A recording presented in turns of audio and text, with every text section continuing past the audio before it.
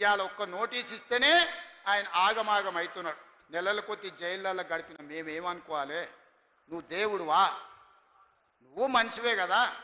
ఆనాడు ప్రధానమంత్రిగా పనిచేసిన పివి నరసింహారావు ఒక సెషన్స్ మేజిస్ట్రేట్ ముందర పోయి చేతులు కట్టుకొని నిలబడ్డాడు కోర్టు నోటీస్ ఇస్తే. మీకెందుకయ్యా అంత బలుపు?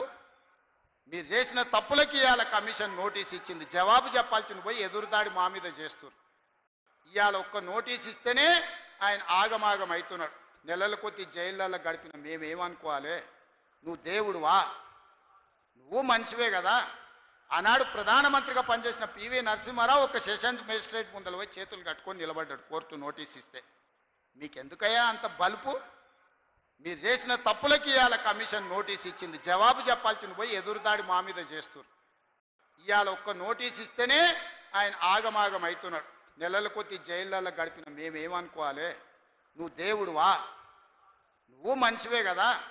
ఆనాడు ప్రధానమంత్రిగా పనిచేసిన పివి నరసింహారావు ఒక సెషన్స్ మేజిస్ట్రేట్ ముందర పోయి చేతులు కట్టుకొని నిలబడ్డాడు కోర్టు నోటీస్ ఇస్తే. మీకెందుకయ్యా అంత బలుపు? మీరు చేసిన తప్పులకి ఇవాళ కమిషన్ నోటీస్ ఇచ్చింది, జవాబు చెప్పాల్సిన పోయి ఎదురుదాడి మా మీద చేస్తున్నారు.